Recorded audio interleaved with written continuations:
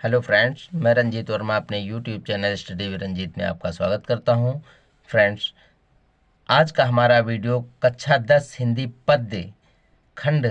के प्रथम अध्याय जो कि सूरदास जी द्वारा रचित सूर सागर के पद खंड से अवतरित है। बच्चों, यह चैप्टर कई बार परीक्षा में रिपीट हुआ है और इस बार 2025 की आने वाली बोर्ड परीक्षा में निश्चित रूप से इसमें से कोई ना कोई पद्यांश आने की संभावना बनी हुई। तो बच्चों, इसी बिंदुओं के आधार पर हम देखते हैं कक्षा 10 हिंदी पद्य खंड के सूर सागर के पद खंड से अवतरित यह महत्वपूर्ण पद्यांश और उसकी संदर्भ सहित व्याख्या। बच्चों, हमारा पद्यांश संख्या 3, तो आगामी दो पद्यांश यानी पहला और दूसरा पद्यांश मैंने अपने पिछले वीडियो में पढ़ाया है और इस वीडियो में हम पद्यांश संख्या 3 आपको पढ़ाएंगे। तो बच्चों, सबसे पहले देखते हैं हमारा पद्यांश क्या है। सूरदास जी द्वारा रचित सूरसागर के पद्य खंड से लिया गया है पद्यांश, जो कि किलकत कान घुटुरवन आवत, मणिमय कनक नंद कै आंगन बिंब पकरिमय धावत, कबहु निरखी हरि आप छाव को कर सो पकरन चाहत, किलक हसत रजत दो दतिया पुनि पुनि तेहि अवगाहत, कनक भूमि पर कर पग छाया यह उपमा इक राजति, करि करि प्रतिपद प्रतिमानि वसुधा कमल बैठकी साजती, बाल दशा सुख निरखी यशोदा पुनि पुनि नंद बुलावती, अचरा तरैलय ढाक सूर के प्रभु को दूध पियावती। बच्चों, बहुत ही इंपॉर्टेंट यानी कह सकते हैं बड़ा ही अनिवार्य पद्यांश है, जो निश्चित रूप से परीक्षा में आएगा और कई बार रिपीट भी हुआ है। तो बच्चों, किसी भी पद्यांश को लिखने से पहले जो लिखने का तरीका होता है वो होता है कि पद्यांश का सबसे पहला शब्द जो कि किलकत लिखा हो, फिर डॉट डॉट लगाते हुए चले जाते हैं और पद्यांश का सबसे लास्ट शब्द जो कि पियावती है वो लिख देते हैं। ये सब ब्लैक पेन से करना होता है। उसके बाद में हम हेडिंग डालते हैं संदर्भ। तो संदर्भ में बच्चों क्या लिखना होता है कि प्रस्तुत पद्यांश हमारी पाठ्य पुस्तक हिंदी पद्य खंड के सूरदास जी द्वारा रचित सूरसागर के पद्य खंड से अवतरित है और इसके रचयिता सूरदास जी हैं। ठीक है, इतना हम कर देते हैं। उसके बाद में हम हेडिंग डालते हैं दूसरी, प्रसंग। प्रसंग में हम ये लिखते हैं कि प्रस्तुत पद्यांश में क्या दर्शाया गया है। तो इसमें हम लिखते हैं कि प्रस्तुत पद्यांश में सूरदास जी ने श्री कृष्ण की बाल लीलाओं या बाल लीलाओं की सुंदरता का वर्णन किया है कि वे किस प्रकार नंद बाबा के आंगन में किलकारी मारकर हंसते हुए सुशोभित होते हैं। ठीक है, तो अब इतना लिखने के बाद आखिरी हेडिंग हम डालते हैं व्याख्या, जो कि बहुत ही महत्वपूर्ण है। तो देखिए बच्चों, व्याख्या कैसे लिखनी होती है। तो व्याख्या लिखने में हम हेडिंग पहले डाल देते हैं व्याख्या, और व्याख्या लिखने के बाद हम आपको व्याख्या बताते हैं। बहुत ही धीरे से बहुत ही सावधानी के साथ सुनना है और वीडियो में अंत तक बने रहना है आपको। तो बच्चों देखिए, यहाँ पर लिखा हुआ किलकत कान घुटुरवन आवत। ठीक है, यानी इसमें सूरदास जी श्री कृष्ण की बाल लीलाओं का वर्णन करते हुए कहते हैं कि जब वो श्री कृष्ण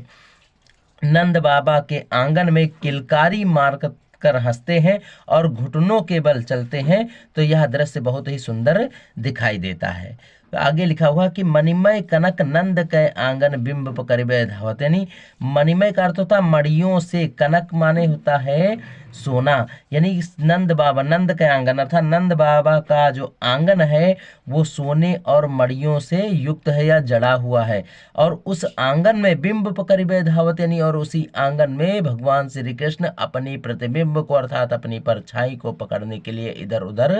दौड़ रहे होते हैं, और ऐसी सुंदरता बहुत ही मनमोहक प्रतीत होती है। तो आगे लिखा हुआ कि कबहू निरख हरि आप पुछाओ को कर सो पकड़न चाहते, यानी कबहू का अर्थ था कभी कभी भगवान से, हरि माने भगवान, आपो माने अपनी इच्छा माने परछाई को, निरख माने देख करके, यानी कभी कभी भगवान श्री कृष्ण अपनी ही परछाई को देख कर उसे कर सो पकड़न चाहते, यानी उसे कर का अर्थ होता हाथ से, यानी उसे अर्थात अपनी ही परछाई को अपने हाथ से पकड़ने का प्रयास करते हैं।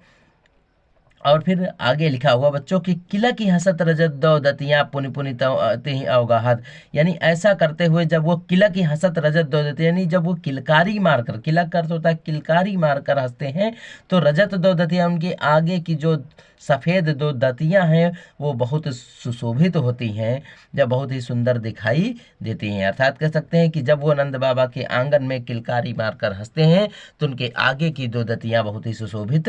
होती हैं। और पुन पुनिति अवगाहत, यानी वो ऐसा पुन पुनि माने बार बार ऐसी